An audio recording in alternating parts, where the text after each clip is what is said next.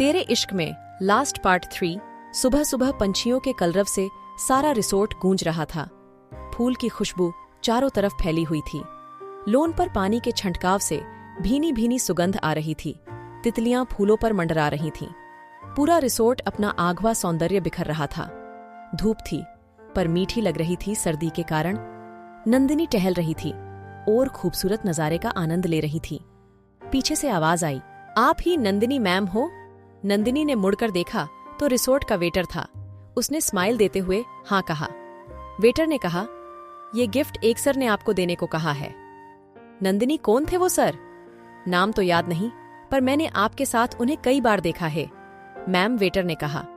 नंदिनी ने कहा, okay thanks, और उसने वो बॉक्स अपने हाथों में ले लिया और वो वेटर वहां से चला गया। नंदिनी अपने रूम के अंदर आई और वो गिफ्ट बॉक्स को देखने लगी। उसने सोचा, कहीं ये मयंक या संध्या की शरारत तो नहीं। उसने धीरे से उस बॉक्स को खोला और जैसे ही वो खुला उसमें से गुलाब की पंखुड़ियां उड़ी और पूरे बेड और नंदिनी पर बिखर गई। नंदिनी ने बॉक्स में देखा तो एक लेटर था और बहुत ही सुंदर गोल्डन और मरून कलर की बनारसी सिल्क की साड़ी और ज्वेलरी थी। नंदिनी ने लेटर हाथ में लिया और पढ़ना शुरू किया। डियर नंदिनी, आई होप कि तुम्हें ये तोहफा पसंद आया हो। मैं ये तुम्हारी शादी के गिफ्ट के तौर पर लेके आया था। तब पता नहीं था कि तुम अभी भी मेरी हो, पर ये शायद मैं कह सकता हूं अब। यकीन तो है मुझे, पर आज शाम ये साड़ी पहन लोगी तो यकीन गहरा हो जाएगा और तुम्हें आई लव यू कहने की जरूरत भी नहीं पड़ेगी। कल जो कहा था वो दिल से था। अभी पापा को एयरपोर्ट लेने जा रहा हूं तो हम सीधा शाम को ही मिलेंगे। मैं इंतजार करूंगा और ज्यादा मत हंसो, तुम्हारे गाल दुखने लगेंगे। I love you. उसने लेटर को अपने हाथों में लिया और 4-5 बार किस किया। फिर लेटर और साड़ी को अपने सीने से लगा के देर तक बैठी रही। वो अपनी बाहों में दर्श को फील कर रही थी। वो लेटर पढ़ के वो इतनी खुश थी कि उसने जिया को कॉल लगा दिया। 2-3 बार फोन करने के बाद वो कॉल रिसीव करती है। जिया, क्या है यार, सोने देना। नंदिनी, अभी भी सो रही है क्या? हाँ, कल रात देर तक जगी थी तो नींद पूरी नहीं हुई, जिया ने कहा। नंदिनी, ओए होए, क्या बात है? क्या हुआ कल रात? तेरी शादी हो जाने दे बाद मैं बताती हूँ, जिया ने कहा। नंदिनी ने कहा, बाबा मजाक कर रही हूँ, एक बात बतानी थी। और उसने रात को और सुबह दर्श ने जो किया वो सब बता दिया। जिया, ओ माय गॉड यार, तूने मुझे इतनी बड़ी खुशखबरी दी है ना, मैं बता नहीं सकती। मैं अभी ही अनुज को बताती हूँ। नंदिनी, नहीं यार, मैं सबके सामने उसे प्रपोज करना चाहती हूँ, तुम किसी को भी मत बताना चल बाय। और वो फोन रख देती है और वो तैयार होकर उसके दोस्तों के पास आई।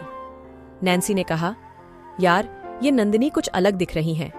मयंक ने कहा, मुझे तो कोई फर्क नजर नहीं आ रहा, तू भी इस गद्दी के साथ रहकर इसके जैसी बन गई है। नैन्सी ने मुंह बनाते हुए कहा। तब तक नंदिनी वहां आ जाती है। नंदिनी, क्या बात हो रही है, हमें भी बताओ। काया, कुछ नहीं, बस ये हम लोग सोच रहे थे कि तू दर्श को फिर प्रपोज कब करेगी।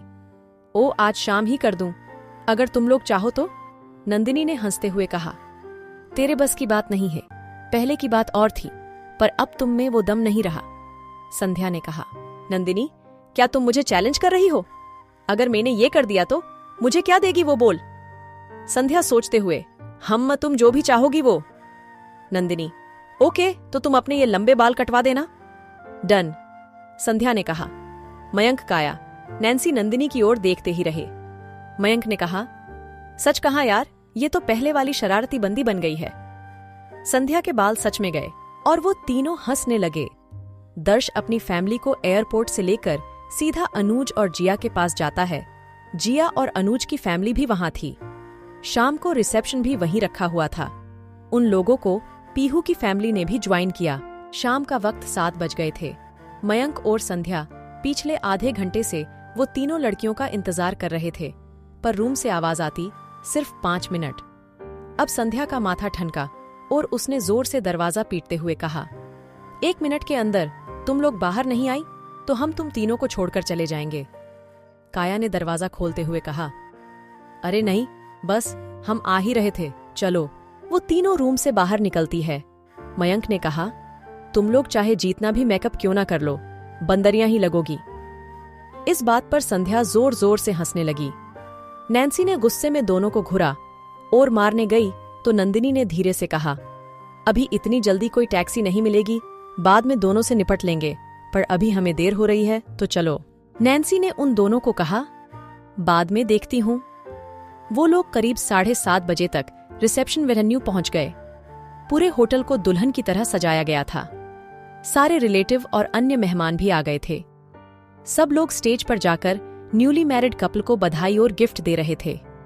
उन्होंने गाड़ी पार्क की, फिर जिया और अनुज को बधाई देने चले गए। जिया और अनुज, साथ में अब आ रहे हो, कैसे दोस्त हो? कब से फंक्शन शुरू हो गया है? सॉरी सॉरी सॉरी, चल अपना मूड ठीक कर, बाद में डांट लेना। किसी ने फोटो खींच ली तो तेरी फोटो खराब आएगी। फिर सबने हंसते हुए कहा, अब हम नीचे जाते हैं। सबने हक किया और वो लोग नीचे चले गए। एक टेबल पर वो पांचों बैठ गए। जिया को खुश देखकर वो लोग भी बहुत खुश थे और कोल्ड ड्रिंक पीते पीते बातें कर रहे थे। काया को कुछ याद आया। वो नंदिनी की ओर देखते हुए बोली, आप मैडम प्रपोज कब करने वाली है? देख, वो कब से तुझे ही घूरे जा रहा है। और मुझे इस संध्या के कटे हुए बाल चाहिए, हमें बंदरियां बोल रही थीं। नंदिनी ने हंसते हुए कहा, तेरी ख्वाहिश जल्द पूरी होगी, बस सब्र रखो। उस ओर कब से दर्श नंदिनी के आने की राह देख रहा था। जैसे ही उसने नंदिनी को देखा, वो देखते ही रह गया। उसके दिए गए तोहफे में वो बहुत ही खूबसूरत दिख रही थी। आज उसकी आंखें कातिल लग रही थीं, जो किसी को भी घायल कर सकती थी। साड़ी का पल्लू उसने खुला रखा था, गले में छोकर नेकलेस पहना था और उसके काले और घने लंबे बाल खुले रखे थे। वो दूर से नंदिनी को देख रहा था। उसने अपने दोनों हाथ अपने दिल पर रखे और नंदिनी को फ्लाइंग किस दी। नंदिनी ने अपने हाथों से उसे पकड़ लिया और स्माइल दी। नंदिनी ने देखा कि पीहू दर्श के हाथों में खुद का हाथ डाल के उसे कहीं ले जा रही थी। उसे बुरा लगा। वो खड़ी हुई और देखने लगी कि वो क्या कर रही है। वो उनसे थोड़ी दूरी बना के खड़ी रही। उसे लगा कि यही शायद दर्श और पीहू की फैमिली है, पर क्या बात हो रही थी वो सुनाई नहीं दे रही थी। दर्श ने कुछ बहस की और वो वहां से चला गया। नंदिनी दर्श के पास जाने ही वाली थी कि पीहू आ गई। पीहू, हेलो नंदिनी, कैसी हो? मैं ठीक हूं, तुम बताओ, नंदिनी ने कहा। मुझे तुमको किसी से मिलवाना है। इतना कहकर नंदिनी को उसी जगह वो ले गई जिस जगह थोड़ी देर पहले दर्श खड़ा था। सतीश अंकल, ये दर्श की बेस्ट फ्रेंड है, मुझसे भी ज्यादा करीब। और नंदिनी, ये दर्श के पापा हैं। नंदिनी ने नमस्कार किया उन्हें। फिर पीहू ने कहा, नंदिनी अंकल चाहते हैं कि मेरी और दर्श की मंगनी की डेट इसी जगह अनाउंस हो। पर दर्श नहीं मान रहा, प्लीज तुम उसको मनाओ, वो तुम्हारी कोई बात नहीं टालेगा। पीहू मन ही मन बहुत खुश हो रही थी कि एक ही तीर से उसने नंदिनी नाम का पत्ता काट दिया। जब ये बात नंदिनी ने सुनी तो उसका दिल जोरों से दुखने लगा। अगर इस वक्त कोई प्यार से 2 शब्द बोल देता तो शायद वो रो ही देती। तभी सतीश जी ने कहा, हाँ बेटा, इतना काम कर दे। पीहू ने कहा, कल ही दर्श ने पीहू को प्रपोज किया है, फिर पता नहीं क्यों मना कर रहा है, और दर्श को मनाना मतलब लोहे के चने खाने जैसा है। नंदिनी ने खुद को संभाला और कहा, ओके अंकल, और वो वहां से निकल गई। और पीहू के होठों पे कातिल हंसी छा गई। नंदिनी दर्श के पास आई और उसकी आंखों में देखते हुए कहा, क्या बात है, मंगनी कर रहे हो, बताया भी नहीं। अरे सगाई हो रही है, कंग्रेचुलेशन, दर्श ने नंदिनी को आवाज देते हुए कहा। एक बार मेरी बात तो सुनो। पर नंदिनी वहां से निकल गई, एक बार भी मुड़ कर नहीं देखा।